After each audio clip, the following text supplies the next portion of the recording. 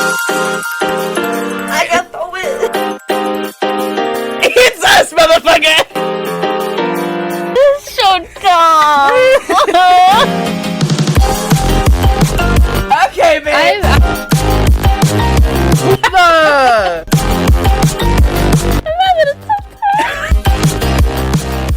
Hey there, I'm Audie. Hi there, I'm Daddy. I'm Elise. And welcome to Breakfast with Bimbos. I didn't say it. No, I forgot my intro. Danny said hi there. How you doing? I'm delirious. You know what? I feel like this is the perfect start to this episode because this is an episode of unseriousness serious. I'm having a great time. Is that your word? No! Would you like to explain the words? Okay, so we each I forgot about pulled the words. from... I knew you would. Do you remember yours? I do. I Okay. remember mine. I just forgot about it. We each pulled from a random, word generator. And we're gonna throw in a word. We each have our own word. They are secret to each other. Our job is to throw that word in there. And at the end of the episode, we're gonna reveal it to you guys and see if you caught on to it. And I think if we catch each other's words, we should, say something. Be Ooh, like, hey, yeah. is that it? Is that your word, bitch? Okay, because I've got some weird ones in here anyway. Okay. So, Weird words or just Weird weird words. case? Both of them. yes. You planted a seed in my head. So we're covering a documentary today. I'm not going to tell you the name of the documentary yet because it spoils something. It's the word. And I want It's to the word. keep it hidden. Okay. So we're just gonna jump right into it and start talking about things. Are you gonna at least tell us it halfway through? Yeah. Okay. No, yeah, when we get there, I'll tell you. But I don't want to spoil anything yet. Okay. Is it what's the Netflix one? The Raincoat Killer? Where it tells you the guy wears a raincoat and it kills people? The Ashley named Slasher. So, this documentary follows a woman named Tania, who is a 9/11 survivor. Damn, okay. You said Tanya and my brain went hurting. I did too. The other Tania, don't worry, she spells it different also. Oh, good. But the majority of the time in this documentary, we're just talking to Tania, okay? So, she's talking about the morning of 9/11. We meet a lot of different 9/11 victims. That's kind of the theme of today. So it's a 9/11. it is a 9/11 thing. You said we were gonna have fun today. You said no kids, but you didn't say not 9/11. I didn't say national tragedy. How Listen, dare. you asked about kids, not tragedy. We're talking about true crime. It's always a tragedy. Well, yeah. This is just a real big one. Yeah. Anywho, so we're talking about the morning of and kind of getting her story sprinkled throughout this. Eventually we get her entire story of what happened that day. So just before 8:30 in the morning, she is currently at the World Trade Center at her job there. She's on the 84th floor or something. She was Yeah, in it. she was in it. Okay. I don't feel safe in being in buildings that big. No, it's scary. Oh It's my gosh, fucking did you terrifying. hear that? What's the thing when you rhyme? The buh. Ma'am? Because I said I don't feel safe in being in buildings that big. Huh? Like the rhyme. There is no rhyme. No. What are you referring When to? you say a bunch of letters. I know what you're talking about, but I don't know what it's called. I also don't know what it's called. Where it's you repeat a sound. Like, Sally sells seashells by the seashore. Like a tongue twister? She sure. I can't say it. She sold me salad down there. She sure sells them real pretty. I'm gonna cry. Anywhoozle. But I said a lot of bees. Michael the Bee. There's a bee. I went, buh. I hit 3 bees. Guys, we've been recording for 5 minutes. Hey. I love it. This is why we make this podcast. Yeah. Okay. Are you ready? Okay, great.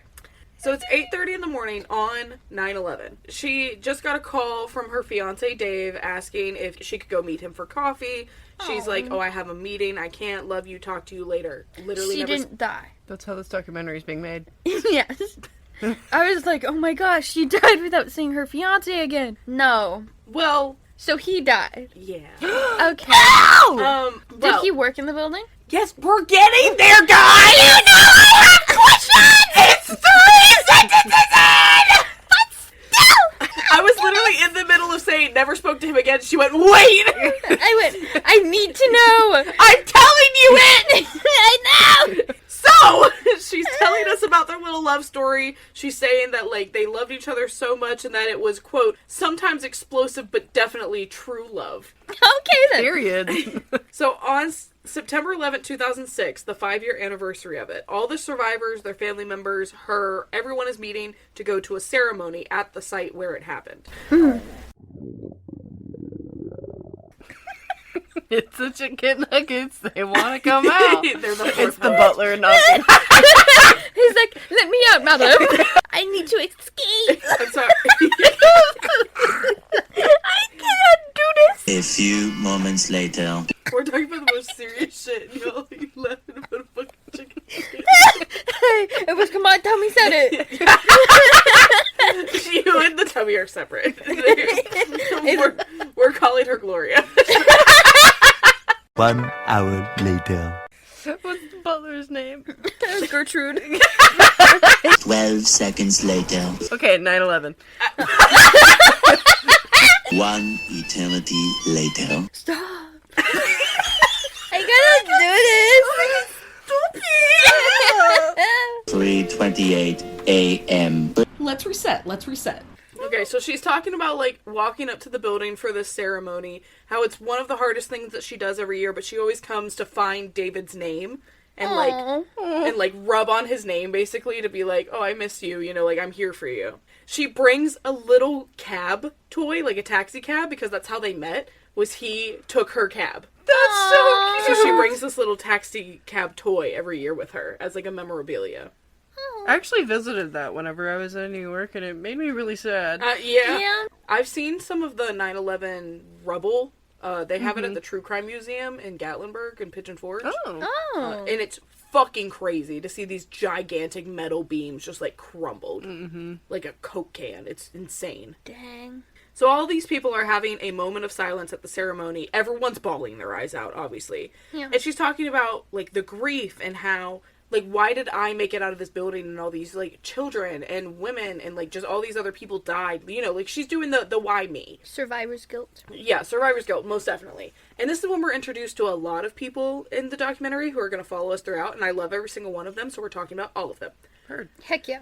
So we meet Aaliyah, and she's the same kind of thing. She's like, people tell you that you're blessed, but you don't feel blessed. You feel like a curse. You feel like you shouldn't be here. We also meet Jerry, who is another survivor, has the same experience. Jerry comes up a lot because he ends up being the founder of one of the really big, like, 9/11 organization groups for the memorabilia and survivors and stuff. We meet Brendan. He also feels the same. And they all have different types of trauma from going through this, obviously.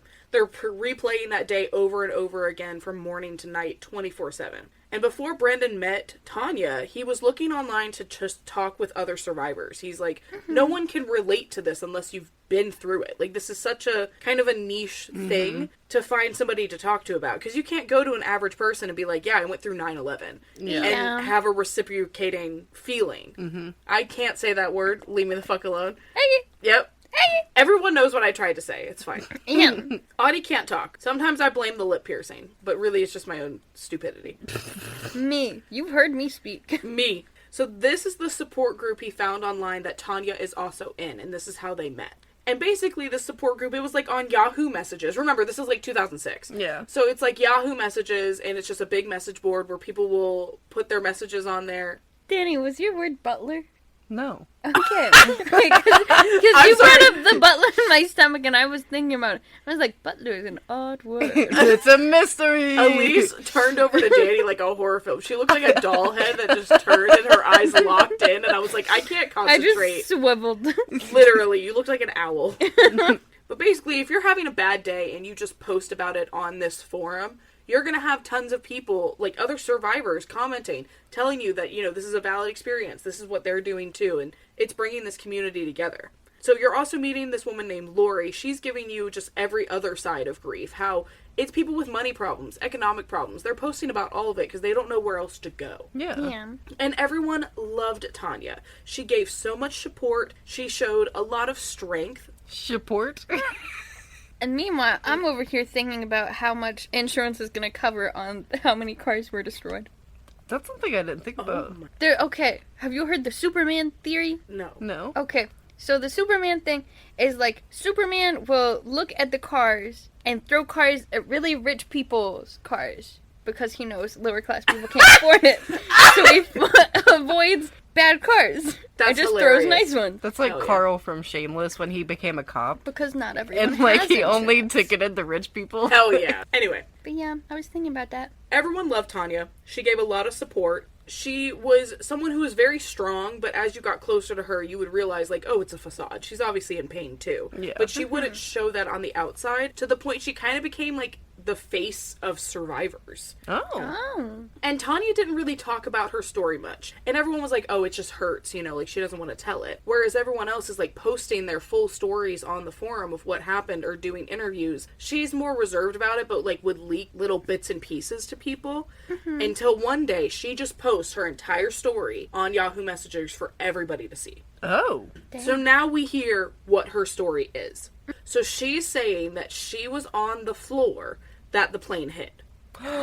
She's saying that was the exact floor that she was on. So she's just having a normal day. She remembers seeing the plane hit the first tower. She was in the second one. The first tower is where Dave was. Damn. So she sees the tower get hit and she instantly starts counting from the top down, trying to blame figure her. out what floor it's on. And she realizes it's only like 2 floors above him. Because the tower is 110 stories. Yeah. It hit around 100. He was on story like 92.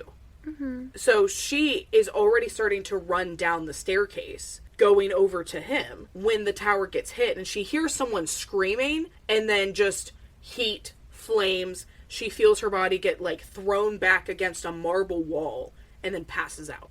Damn. Oh gosh. I'm sure there were other people running as well. Oh, of course. Like, it's just pure chaos. So when she wakes back up, her entire back and her arm are on fire. And she can smell just herself and everyone else burning. Oh. She wakes up to see Wells Crowder, who is the man in the red bandana, who you may or may not have heard of. The man in the red bandana is someone who was a firefighter who went in and saved at least 18 people, maybe more, and ended up passing in the fire. But he was very well known because of that red bandana, because he saved so many fucking people. And he's someone that went very, very high up into the tower, whereas a lot of people didn't do that. Yeah. So he had a cloth that he put over her face and, like, basically shoved her towards someone else who picked her up and carried her out of the building. This firefighter then carries her out, and it miraculously lines up to where, like, the building is coming down as they're running out, and he throws her underneath a fire truck, and the building starts coming down on top of the fire truck as she's sitting, like, laying underneath it, just waiting for help. Damn, bro. So then it just skips to, like, her hospital. She doesn't really say anything after that. She's saying that she's in the hospital until Thanksgiving, and that her back and her arm were severely bruised. She was in a wheelchair. It was just, you know, awful. And this point is when she started reaching out to other survivors and finding this forum, because she's like, I need someone to talk to about this. This is fucking crazy. And so all these other survivors are now reading this. And specifically Brandon says, he's like, that's horrible. Like, I don't even deserve to be in this group, considering what you went through. Because we'll go through all of their stories at the end, but some of these people were just, like, living in apartments a couple blocks down. So they're watching it happen, but they weren't in the building. Yeah. You know, still awful. Yeah, it's still horrific. But when you are and I'm not comparing them, but they were comparing themselves, when you're comparing yourselves to a victim who's on the, like, 92nd floor, obviously you're going to feel like they had it worse. Tanya is, like, trying to console everyone else, saying, no, you still deserve to be in this group. All of our stories are awful. Doesn't matter that mine seems worse. Like, this was a horrible situation regardless. They all went through pretty much very similar to the same thing. Yeah. Well, and it comes up later, but they talk about how, remember I said her arm was on fire? It wasn't just on fire. It was, like, almost completely severed. Holy shit. I mean, like, hanging on by a thread, and I'm not exaggerating about that. To the point where she was saying that someone was trying to pull her, I don't know, out or for help or what, but, like, she's screaming at them because she thinks her arm is going to be pulled off. Damn. Oh my god. So there was a lot. She ends up telling the story about, like, having to basically shove her arm, like, down her coat to hold it as she is being carried out. Oh. So Jerry now meets her for the first time. He's the one that has a similar story. He was in, like, the 82nd floor and literally just ran all the fucking way down and got out of the building. Miraculously. Dang. I would have run so fast, I would have fallen and I would have died while On falling the down way the down. stairs. Well, so when Jerry meets her, he's doing that, like, curious person thing where you feel like an asshole for it, but you're also like, what does your arm look like? You know? Yeah. Are Danny you was okay? attacked by a ghost. It was a fucking fly or some shit. Oh. It landed on my nose. He's one of the little kids. Damn. But he's looking at her arm and he's like, okay, I can see this mark where, like, her arm was clearly severed and sewn back on. Like, this is real, you know? Mm-hmm. He did mention it didn't really look like her arm was burned, but who knows? It's a couple years later. Like, you don't know what's Yeah. going on. It's clear that her arm was cut off. Like, Yeah. Yeah, come on. it could have been like a really hot steel beam, Yeah. and like she didn't actually like. She could have had like something on her that caught fire, but it didn't really necessarily burn her. Mm-hmm. So Jerry is the co-founder of the WTC Survivors Group, the World Trade Center Survivors Group. Mm-hmm. So he starts the network and he does panels and meetings and interviews, and he invites her to come be part of the panel one day. The same day they go out for coffee and they decide to both be the co-founders of this network officially. Because this was more just like him making panels. It wasn't official. So they sat down and they said, we're going to make this happen. And she's working nonstop. If she's not working on this, then she's volunteering at another place. Like, her life revolved around just volunteering for everything 9/11. Museums, tours, just anything she could do. I wonder if Gerard Way was in the support group. Do you want to know what's crazy, though? She says some crazy shit, okay? Oh no. She said, I'm trying to do all these things in different groups and benefits because, quote, she doesn't want to be like the hijackers. That sentence came out her mouth. You're joking. I wish I was. Girl. I got the video clip to prove it. Holy shit. Oh my god. So Tanya's story is projected along the press. She's meeting the mayor. She's on TV doing interviews. She's in the paper. Literally, there is a quote, like, in the museum. Like, one of those nice decal quotes on the wall. Yeah. From her. Oh, like, shit. her name is underneath it, and it's part of her story. Aw. Like, this is how influential she was. She's in the buildings. She's on the news. She's in the newspaper. This is what I meant by she's, like, the face of victims. Yeah. So as she's leaving from doing, I don't know if it was a tour or a press conference or what, there's this reporter running up to her and she gets, like, real nervous, real panic attacky, and everyone's just trying to keep him away. But it's also this mix of, like, this is a little weird, but you went through a traumatic thing, we understand. It's just odd that you're okay with these interviews on national television, but reporters come up and she's crazy about it. It's weird. Oh. Okay. Oh. Are we ready? Oh no. Oh no. So, there's reporters coming up to her and all of this is happening. And they tell you this early on in the documentary, but I wanted to wait and tell y'all now. This woman was not in 9/11. What? Every single thing she has said is a fucking lie. What? She wasn't even in New York that day. And this documentary is called The Woman Who Wasn't There. The jaw's on the floor! So everything she has said is fucking bullshit. She was not there. She wasn't carried out of this burning building. She has just infiltrated this survivors group and become the face of it and wasn't there. So now that you have that information, let's shit talk this woman, shall we? Oh my The god. way that you, like, led up to this moment, and I, like, 100% believed you this entire fucking time. Oh my god. I had to present it Did this she way. lie about Yes! She everything. Just whatever you're about to say. Everything? Yes. Was her husband? So, Dave is a real victim. It was a real person that was in 9/11. He did die. You're His name is on the joking. plaque. He has nothing to do with her. So she just visits him every year with the tiny taxi cab Yep. for no reason?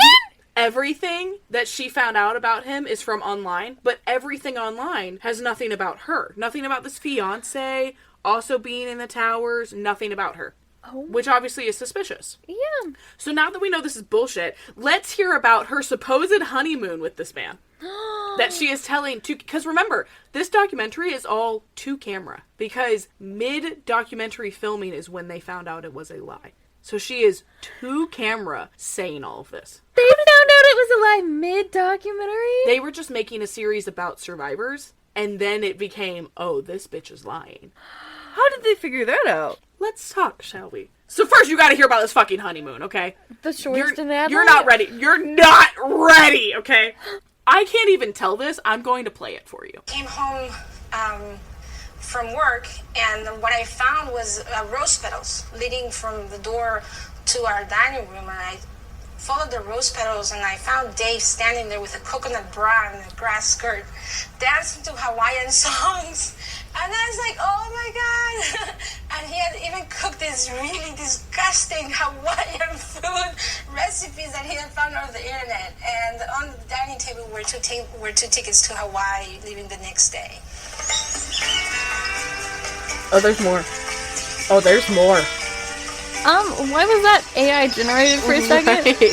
Oh, they do little drawings throughout it. It's actually really cool. Because she was busy working and he wanted to take her away, and had her measurements sent and made her this beautiful white dress, and her parents came from California over there to witness the ceremony. It wasn't a legal ceremony, it was like just a ceremony of a wedding. That's what most ceremonies are. I walked outside, and there were these 4 huge Hawaiian warriors with torches waiting for me outside. And I'm like, what's going on? And they're like, no, we're just escorting you down the garden. I'm like, okay. So I followed them, and we went all the way to the beach. Girl, what is a Hawaiian warrior? In the middle of a circle of orchids. And the next morning, we started calling all our friends and families, telling them we had gotten married. We had gotten Mauied. None of this happened! All of this is a lie! She said orchids, and I'm like, Fucking orchid flowers? Out of all fucking flowers, you're not getting a circle of orchids, honey. literally, that's delusional. Is there a point in this documentary where they, like, Flip it on switch her? it? Yeah. No, they just let her believe. Like, oh my gosh! What about the other victims? No, they all find out. Trust me. Okay, good. Trust me. Everyone finds out by the end. There's Oh a reason my that it's literally God. called The Woman Who Wasn't There. So if you're watching this, then you know from the get-go that this isn't true. But I just wanted to fool y'all because it was fun. Fuck you. Okay, So mean. you're telling me it wasn't great? Like, it was. It was good. Still. It was good. She said it was. I thought about it for a second. But I would like to unpack this. First off, she is saying that she came home to a trail of roses, to him in a coconut bra and grass skirt. And then you're dissing Hawaiian food, which is incredible. I know. How fucking dare you? I haven't had much Hawaiian food, but every time I have, it's really good. But then you leave for Hawaii the next day, and you're there with him and his parents. He took your measurements at some point and got a white dress made for you. And then... What do you mean at some point? And then 4 Hawaiian warriors with flame torches bestowed you to your fucking man With the orchids. with an orchid circle, and then you came home and called everyone saying you got Mauied. I'm not even gonna lie. She went to a luau. He made the luau. What do you mean? So one of the other survivors is saying, like, it was kind of unusual that whenever she's talking about Dave, there was never a photo of them together, never, like, a physical memorabilia from this man. It was all just, like, talking about him. No, like, being close with his family, who apparently went to Hawaii and watched this ceremony, which, keep in mind, happened 1 week before 9/11. You didn't say that part. Surprise. That's okay. I think that's why she never released her story, and it was all this one big thing, Yep. because she didn't have her fucking story. Exactly. Yeah. Her memorabilia was a taxi cab. Was a Hot Wheel. Actually.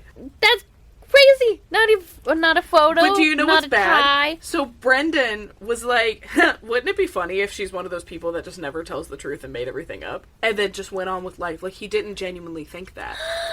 But he called it very early on. Holy shit. Oh my god. And he said, could have you been know- so good of an investigator. Well, he was like, the thought crossed my mind, but obviously you feel like a horrible person for thinking Yeah. that. You're like, I just called a 9/11 survivor fake. Like, that's awful.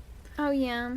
I didn't think about that. But he's going to sleep that night, and he's like, all right, who the fuck is this Dave? Because, I mean, there's plaques with his name on it. Yeah. You can look this man up. Yeah. Now, for the documentary's sake, and because obviously this Dave wasn't actually associated with her in any way, they did blur his last name. So I don't know who he was. That's good. I have no idea who this guy was. All we know is that he was not attached to her in any form of the way, but he did actually die in 9/11. And the thing is that I feel like she chose, like, person that died because they can't trace it back. Oh, Yeah. And they can't ask the person. Every single person in her story died. Oh. She was like sole survivor. What the fuck, girl? Girl, now we know you lying. So like I said, he did exist. He was on the 100th floor that day. That really did happen. And there is tons of newspaper articles, message boards, Facebook pages. Like, he was a very popular person. And not one of them ever mentions Tanya, mentions even having a fiancé, nothing. Which obviously would be mentioned. Yeah. So now we're meeting a reporter from Barcelona, which is apparently where Tanya is originally from. I'm I sorry. can see that. Anytime Barcelona gets mentioned, I think of the Cheetah Girls. I think of that one Ed Sheeran song that makes me want to go to a beach. Where he's like, Barcelona. Dun, dun, dun, dun, dun. So this reporter is telling us how, basically she's just telling us about like a younger Tanya and who she was as a kid. And she's like, well, she was popular. She played tennis. Like, she was very high up in social circles. She didn't really have any issues other than she has always been a heavy set girl. Which, like, as one myself, I understand and I own it. Yeah, that's And fair. honestly, she's really not that big. And I say this once again as a heavy girl, and this woman sucks, so I don't feel bad saying it. Her face is just very round, to the point where you would look at her and think she's a lot bigger, but then when you see a full photo of her, you're like, oh, she just has a bigger face. Yeah. Which I understand when you're young, that sucks. Absolutely. You would feel some type of way about Yeah. it. Because she was absolutely fine, but any point someone called her fat, ugly, she would fucking lose it. And obviously, kids are mean. That's gonna happen. Yeah. So we learn not only from her, but from Sonia, who is her childhood best friend, that, you know, she was great, nice, sweet, but she would always talk about these fake boyfriends and how, oh, I'm gonna marry this one, and then next week it's a different one, and they always go to different schools or they're somewhere else, and it was like an ongoing thing. From very young, she lied. Jesus Christ, girl. Oh. She was also apparently a very spoiled kid. Like, she was that kid that went on vacation every 3 months. Like, good vacations. She had a horse. Her family... had a horse? She had a good horse. She was horse In New York? rich? No, she didn't live in New York. She Oh. lived in Barcelona. Right. Okay. Yeah, I didn't know how recent the Barcelona thing No, was. she was born and raised Barcelona. Okay, cool. She was also the youngest of, like, 6 kids and the only girl. Damn. So, And extra she spoiled. still had her own horse? Yeah. She was rich. She also had an obsession with American people and the United States. Like, she just always wanted to move to America.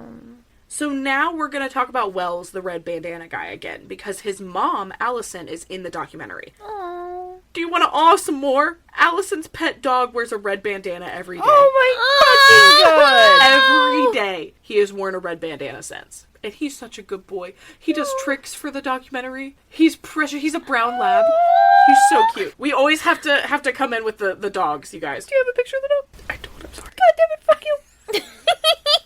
I'll find one later. Also, question, I don't know if you're gonna hit it or not. You said that her arm was clearly fucked up. That did actually happen. We find out later from her friend Sonia, when she didn't say age, but it seems like late teens to early 20s. She was in a severe car crash with some friends in Barcelona, where the car flipped over. She was the only one severely hurt. Her arm was completely severed, flew out the window. Holy shit. And was found and reattached. So that did happen. And she can still use her arm? Yes, that did happen. That was true. That's insane. So that is why she does have the actual scar from it happening. Because that did happen, just not in 9/11. Yeah. Girl, But if it also you had that explains- happen to you, that's as much attention as you need in your life. Right? Yeah. You literally lost a fucking arm and they reattached it. But it also explains She's just why... mad because they reattach it so she can get more attention. It explains why she has no burn marks. Because it Yeah. just got cut off. It wasn't burned. Which is also like, girl, I understand why you had to add the burn marks in the story, but like, you already have the severed arm scar. Did you really? Yeah, right? Like, come on. She could have been on the lower level and, like, the shit started Yeah. breaking, I guess. Exactly. But no, she had to make herself like right in the fucking middle of it. Yeah. So Allison meets one of Tanya's friends through like a volunteer group. So she meets the friend to meet Tanya, and basically the friend goes to Allison and is like, hey, I met another person that was saved by your son. It was really common for Allison to meet these people to be grateful of like, you know, my son lost his life, but you're still here.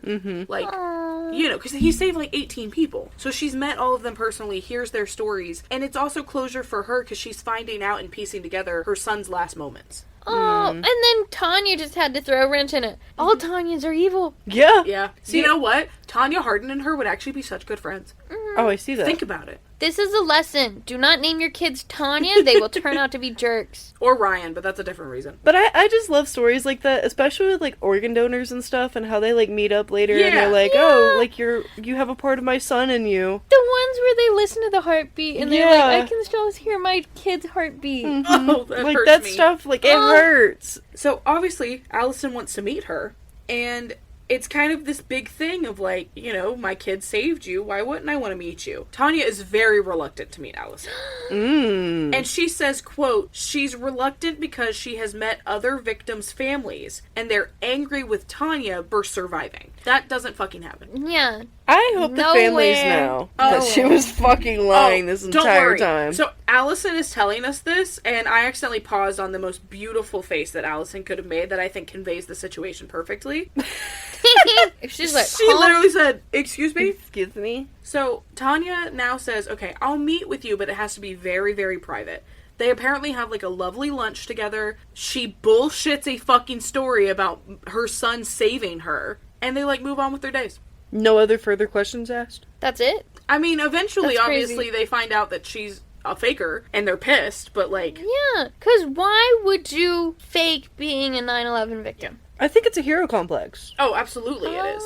Well, and she just wanted attention. Like, she never got money from this. She never got anything other than publicity. I was wondering if there's some sort of, like, monetary value. She never got any money from this. It's It was just- just wanting attention. Getting her name out there, I guess. Yes. It's always people like that end up ruining actual survivors, like Yeah. stories. Oh, yeah. Well, and we get into that later, too. Because, like, one of the fucked up things is that, you know, she's saying that she's the only one that survived from her floor. Like, all of her co-workers that she apparently had on that floor for the building that she does not work in all died. And so she's now meeting with all these co-workers' families to be like, oh, I'm not going to tell you their last moments, even though that's all you crave, because it's just so difficult and hard. Like, nobody should think about that. It haunts me every night. And it's like, that's not your fucking choice. That's what they... Literally, that's closure. That's what they need. What do you fucking mean? And she's, like, trying to be high and mighty about it. It's like, no. It's because you don't actually know what happens.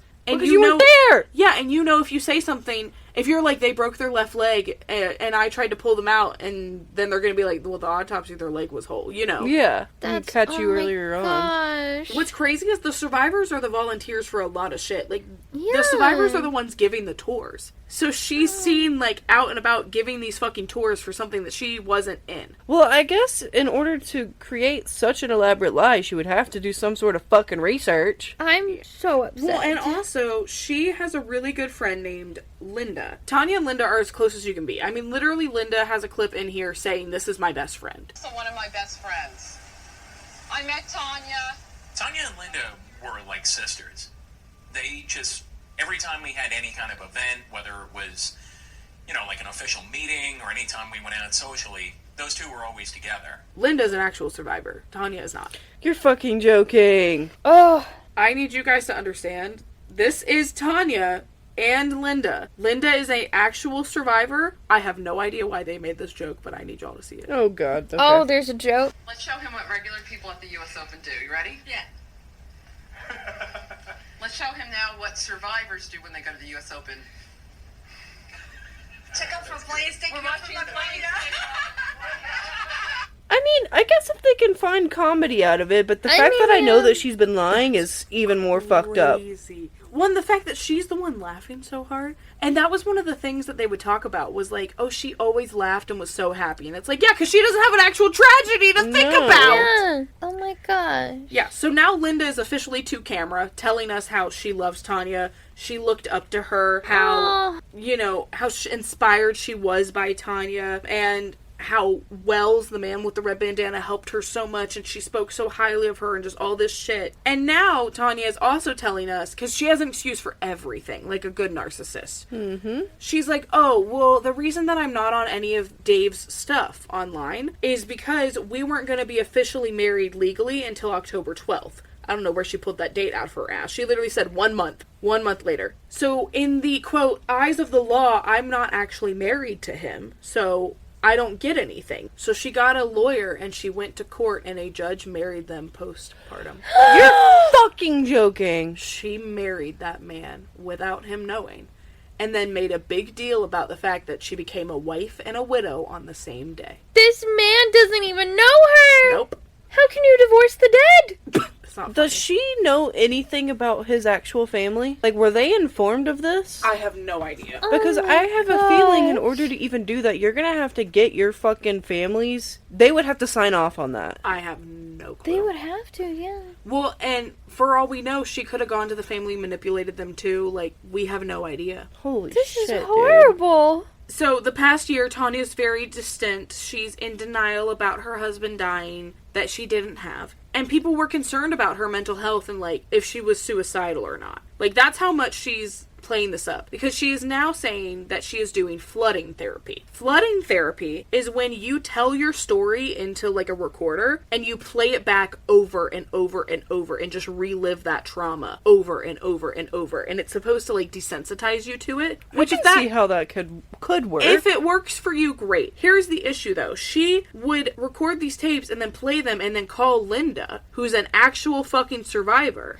and have Linda come and basically babysit her. Because Tanya is running around acting as if this is real. She's like, the plane is coming, the plane is coming. She's hiding under furniture, she's shaking, she's crying, she's having panic attacks. And Linda's trying to help her. Even though she has her own trauma. Well, This 'cause- is so cruel. Well, and at this point is when she's talking about how her assistant in the building she saw, like, decapitated. At this point, she's, like, telling about her arm almost being ripped off. Like, all these extra details that she's adding just to make it seem so much worse. Oh my god. And Linda, obviously, also has a lot of PTSD from this. She was actually there. So she already has nightmares and night terrors and all these problems because of this. And now because she's having to listen to Tanya's fake story over and over, her nightmares are implementing things from her story as if it was hers.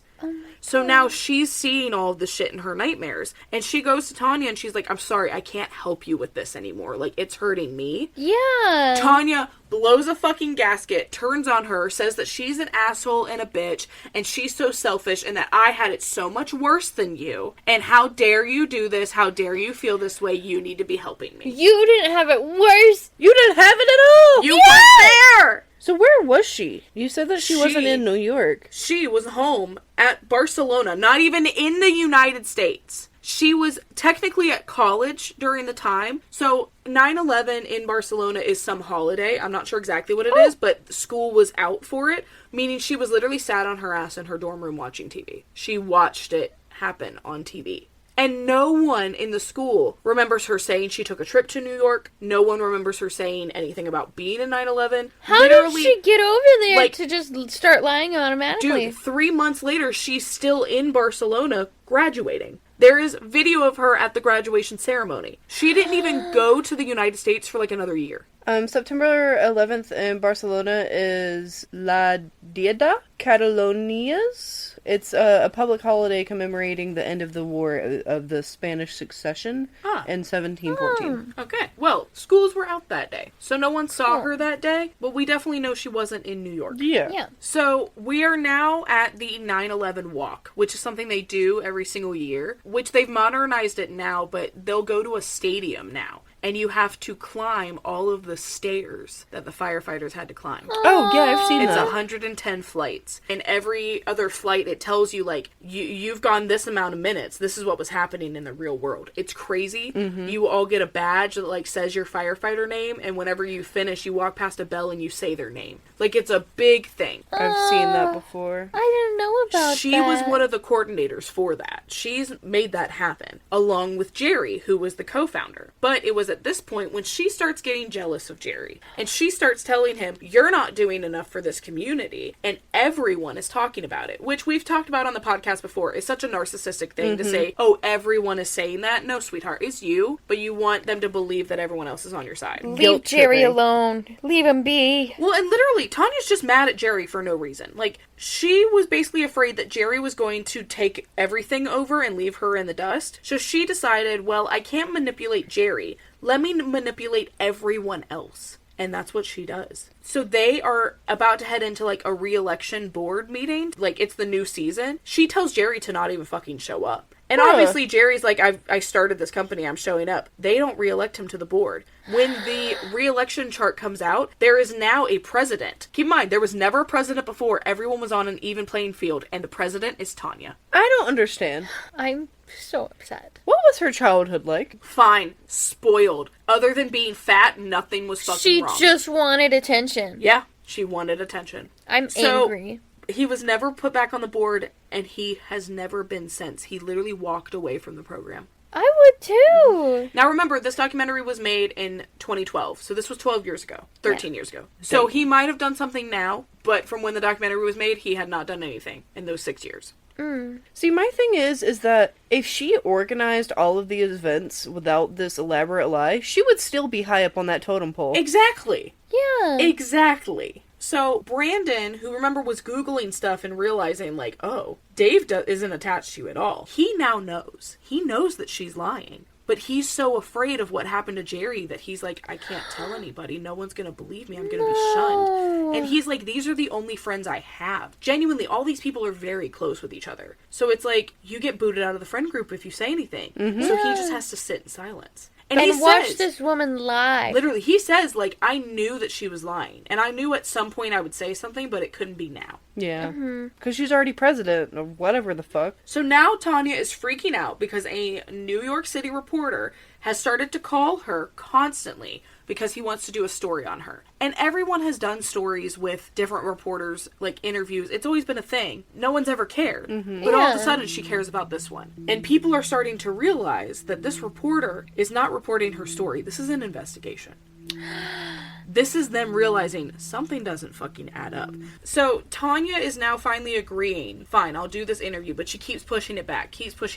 Finally, when they're going to meet up, she calls him like an hour beforehand and cancels, saying that she has another appointment that's running over and it's not going to work out. Obviously, this reporter's pissed. So he calls her and she doesn't like that, like cusses him out and hangs up on him. So she's freaking out to the point where she is now calling all these other survivors, freaking out about it to the point every single survivor is fucking pissed. They're just like, fucking talk to him and shut up. Because, so every single year on, it's either the night of 9/11 or the day before, like the anniversary of it, she would hold a barbecue where all of the survivors would come. Aww. And obviously, even if you're pissed about this reporter and everything, that's a very special day for you. Not celebrating it, but you're gonna be remembering it. You're gonna be focused on that. She's not. She's fully focused on this reporter, crying her eyes out, freaking out, saying that they're investigating her, and everyone's like, why does it matter? Just show them proof. Show them these things that you claim you have, like the charred clothing. Show them your papers that you worked there. Show something. She doesn't have it. That's why she's fucking freaking out. Well, and now they're starting to call other people like Allison, the mother of Red Bandana Guy.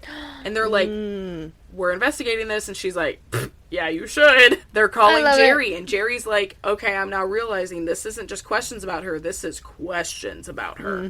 When I tell you that Tania lies, Tania claims that she is having a lunch at this very fancy hotel with like 11 different family members of victims. She claims that this lunch doesn't go well. She like calls Linda, bawling her eyes out, saying that all of the family members are like telling her she's an awful person and that she survived, the other people should have, and like she needs Linda. And literally Linda drops everything, hails a cab, gets there in 2 minutes. I thought you were gonna say Linda hung up on her. No, she gets there, takes care of her, and goes up to the front to tell these people that are obviously working at the hotel and would know this big lunch and feud that just happened. They're like, I'm so sorry, can we get a room for her to sit? And they're like, who the fuck are you and who are you talking about? Because it's not true. Literally, Tania showed up and Princess threw herself on the ground crying for no reason. Oh my god. Is this after the fight that they had? Yeah.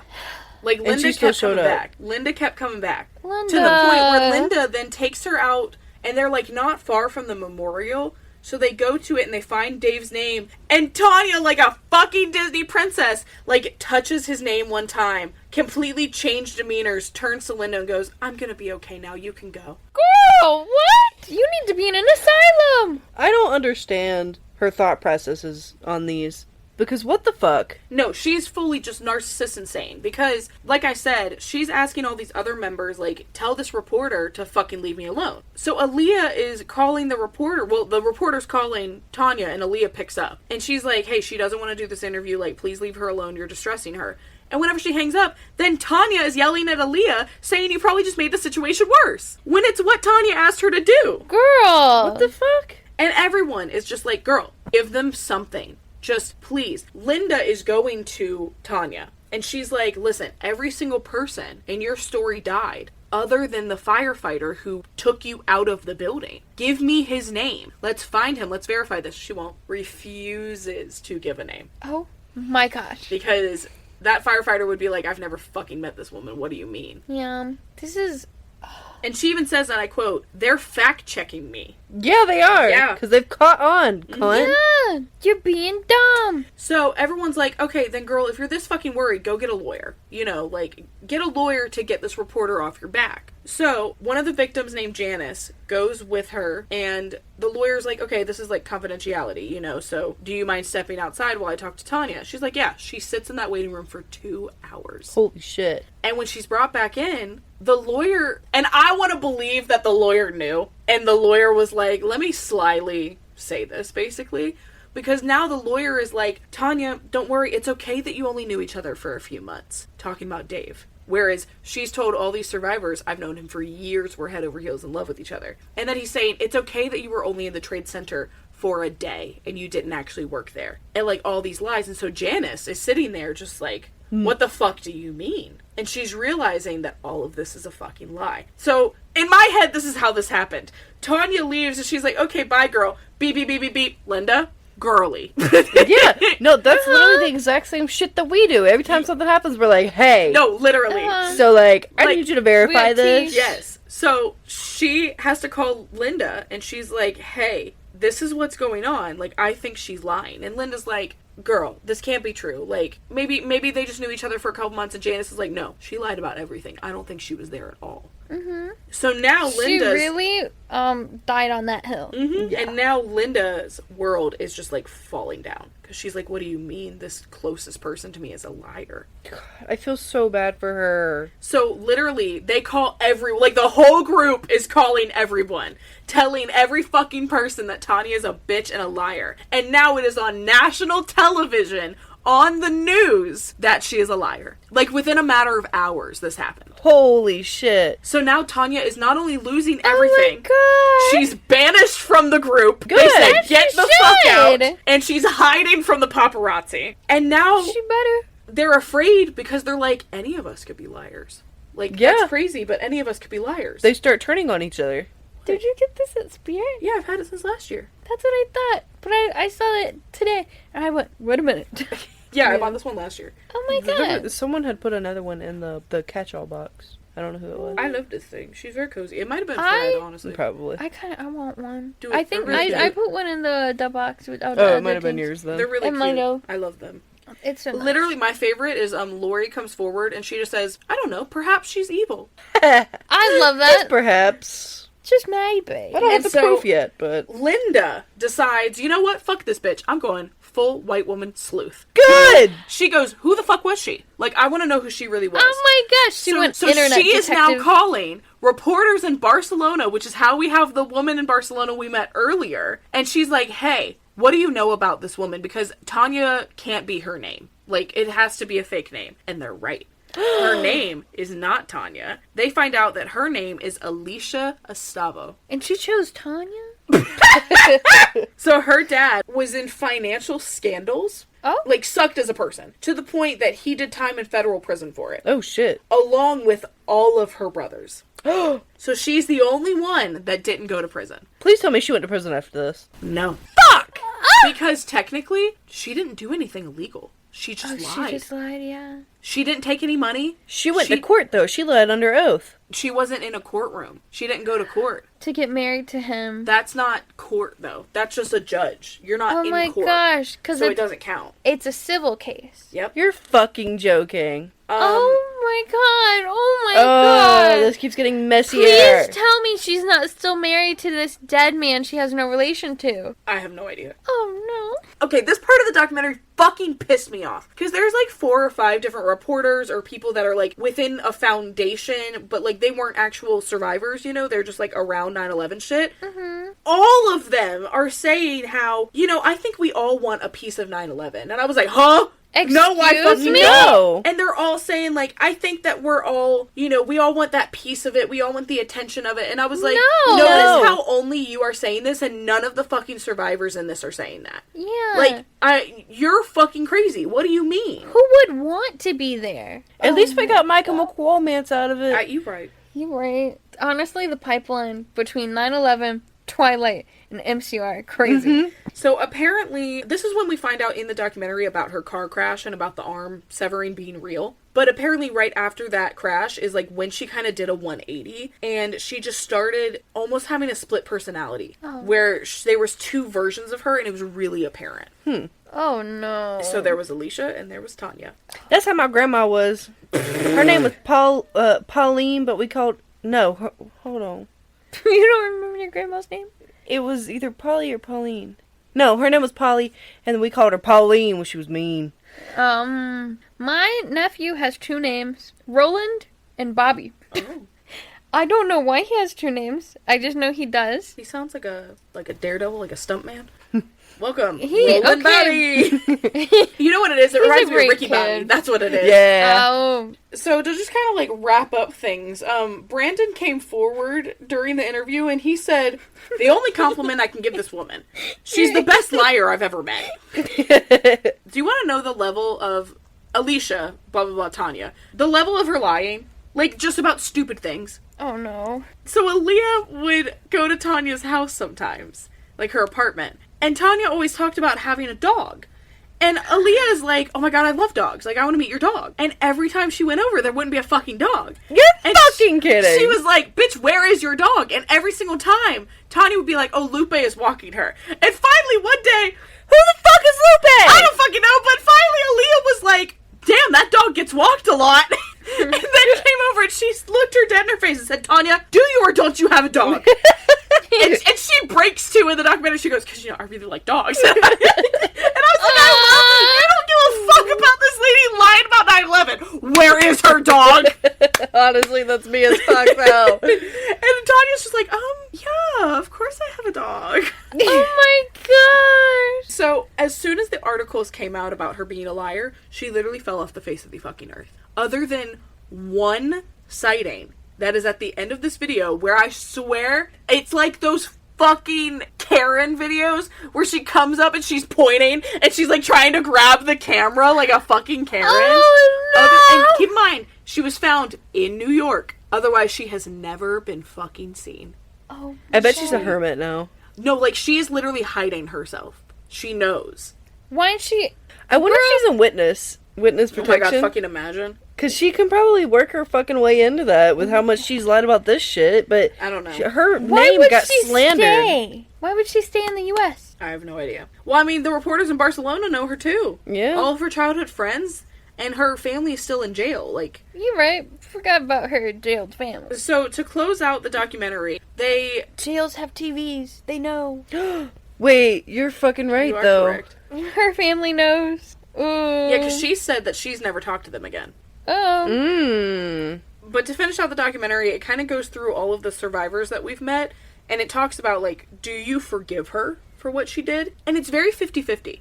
Some of these people are like, I mean, I can't really forgive somebody for doing that. Yeah. And then the other half are like, I survived 9/11. I don't give a fuck about this random woman. Yeah. Like, I have other Yeah. things to care about. Personally, I do not. I do not forgive her. Because Tanya, Alicia, whatever the fuck your fat ass name is, I don't care.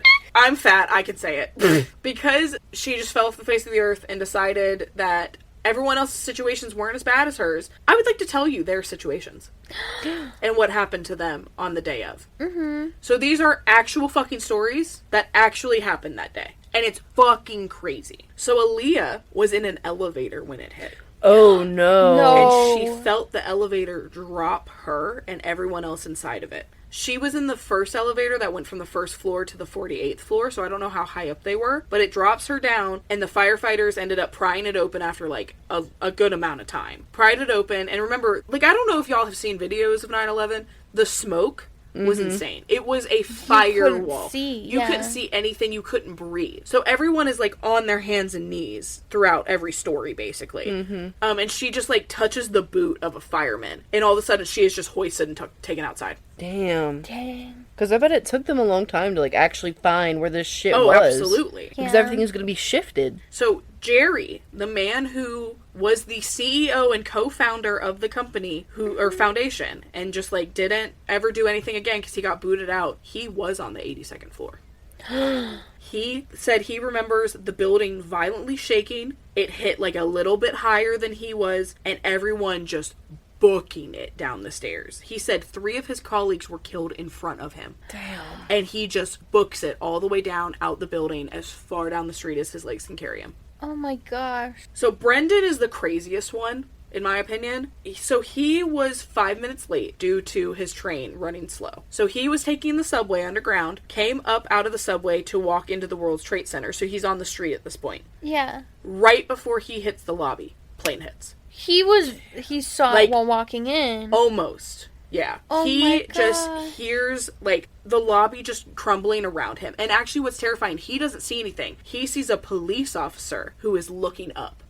That's how he saw it. Oh. He sees the officer looking up, Oh. and then just everything starts crumbling. He said he was in the lobby with all the glass windows, and they just turned to sand in a second. Oh, yeah. Well, also, I got chills. the way that they build skyscrapers, I don't know if it's the same as it, like, how it is now. I don't know if it's the same as it was back then. They make it to where they can sway with the Yeah. wind. Mm-hmm. And, like, the fucking glass and stuff are made to shatter. Yeah. There is only one window left from the World Trade Center, and it's actually on display in the museum. Oh, wow. Like, put There's- together? Yeah, like it was left Damn. intact. Every other window was shattered. So they my have that in the God. 9/11 museum. I'm not sure where that museum is. I think it's in New York. Probably. But there's one out of that entire building. One frame. One. And remember, that building would have had over 3,000 windows. Yeah. I'm surprised even one made it. Yeah. Well, when I went to New York, And it's like one of the higher up ones. There's literally a picture of it. Like, the building is burning and you can see this one intact window. Shit. Yeah. When I went to New York, we went up and, I don't even want to say it was the museum. It was more of like a lookout spot, kind of like the Space Needle. It took you up through an elevator and it would tell you how many stories you had up. And there was definitely photos around of 9/11, because it was in the spot. But it was just interesting to see all that shit. Whenever you go in, there was like building fires and stuff, the pictures of it, and like the smoke, and it was almost like a 5-mile radius of how bad that smoke was. Oh, it was. Like, it went so far. There's videos from that day of people just, like, ducking into restaurants, and you'll just see this cloud hit as if it was a dust storm. Yeah.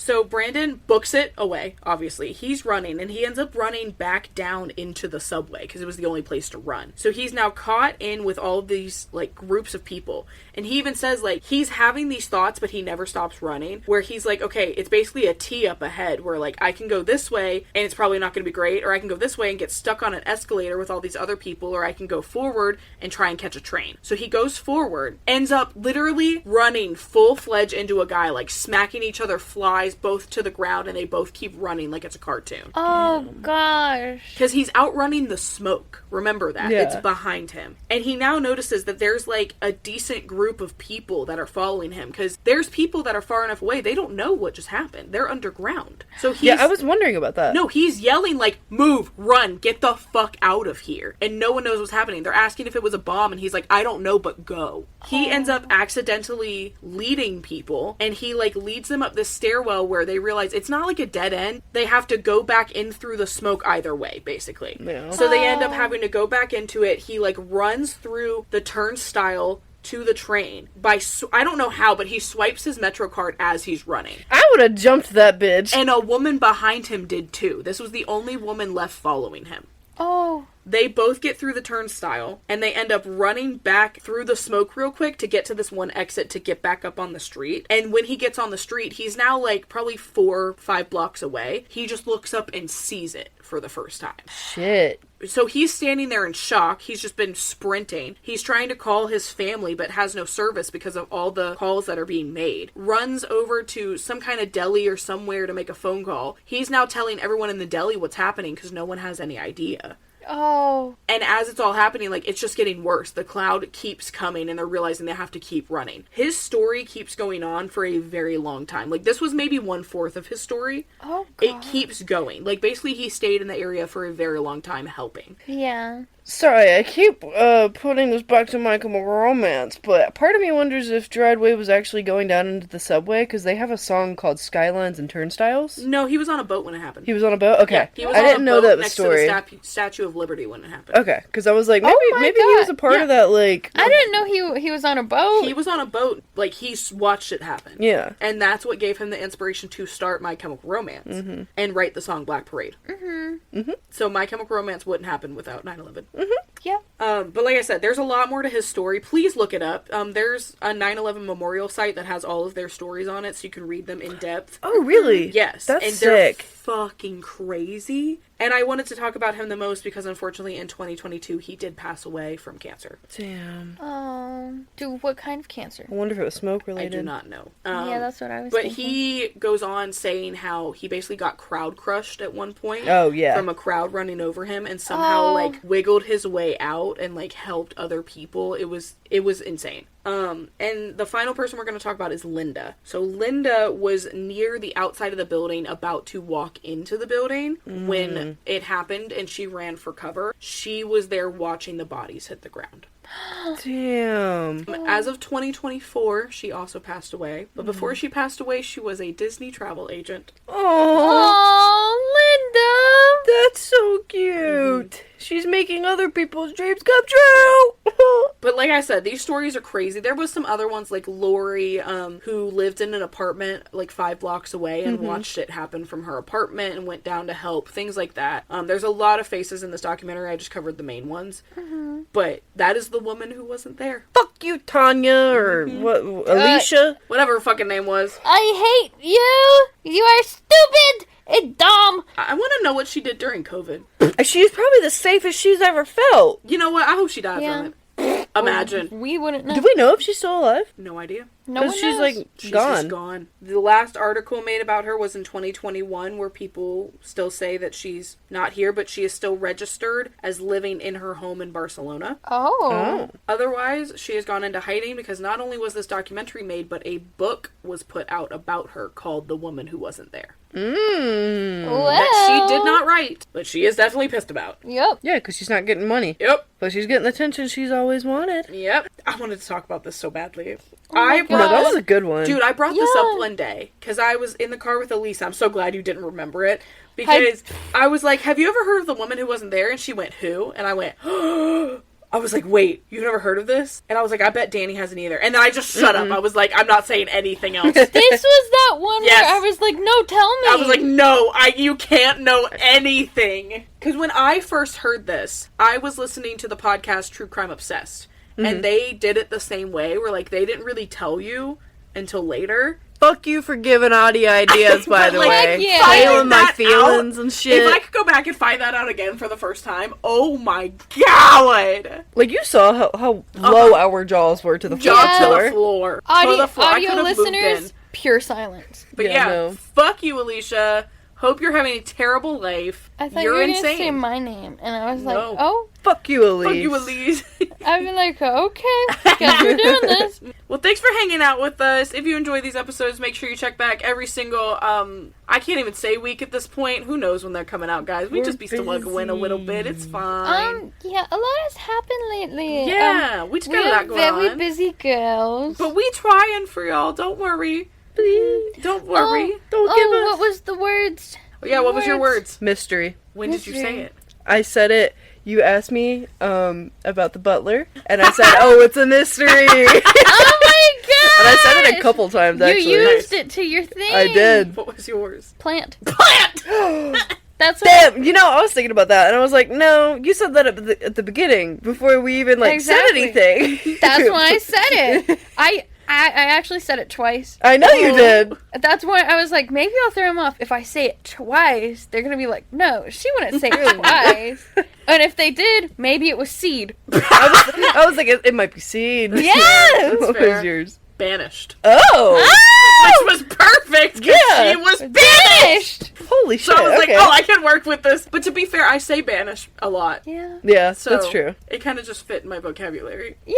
No, I like that. I'm This gonna is be fun. honest. This is I'm fun. gonna be honest, I was so caught up in telling y'all that I forgot I was supposed to be Yeah, no, I forgot to. You told me and then it switched and I was like, bitch, I'm invested. Yeah. Guys, I hope you enjoy us finding out different words. If you like this, let us know. We will keep doing it. Play along with us. You now have to use one of those 3 words in the comment and make it make sense. Please. You can't just like add comma plant, okay? It has to make sense. Planted a seed in my brain. All right, Yeah. if you enjoyed this, I'm not going to go through the spiel. This is episode like 32. You know it at this point. Find us on all the things, love us on all the things, comment on all the things. We love you on all the things. Hey. I'm Danny. I'm Audie. And I have more to say. If you're new, we love you. Stay tuned. We have a link tree. You can literally find us everywhere. Stay tuned for the bloopers. Bloopers are really fun. Bloopers are always fun. They're the best parts of the episodes. They are. They're so funny. Like, if you don't think we're funny, just watch our bloopers. That's all I That's care it. about. That's it.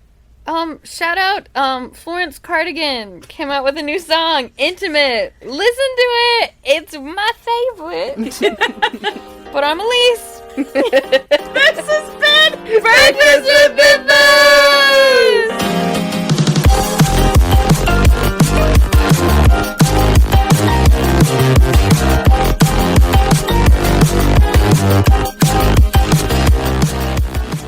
A side goog. One of you said that one episode, and it's all I can think about whenever we Google things now. A side goog. You ever just find like pieces of your bangs and one is just like a little too long, so you just sit there and You yank it. Yep. Heck yeah. We're having one of those days. It's just one of those days. Wake up! Everybody sucks. Everybody's fucked. Good remix. Thank you. Danny, your initials are a DLS. Mm-hmm. It reminds me of a delivery service. We went to Disney when I was a kid, and they put our monograms on there, so it said DSL, and everyone called me Dick Sucky Lips. Mind you, I was like 12 years I'm old. sorry, but that's hilarious. The same trip, I went on like a whim, and they didn't have a bed for me, so they shoved me in the closet with a cot.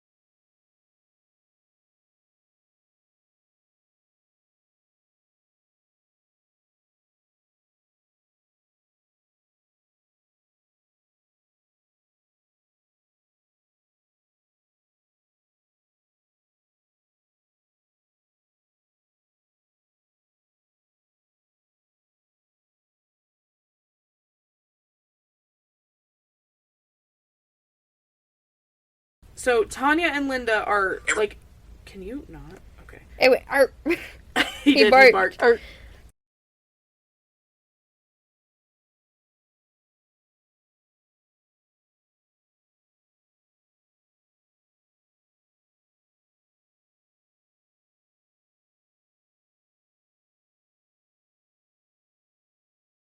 They planted a seed in our minds.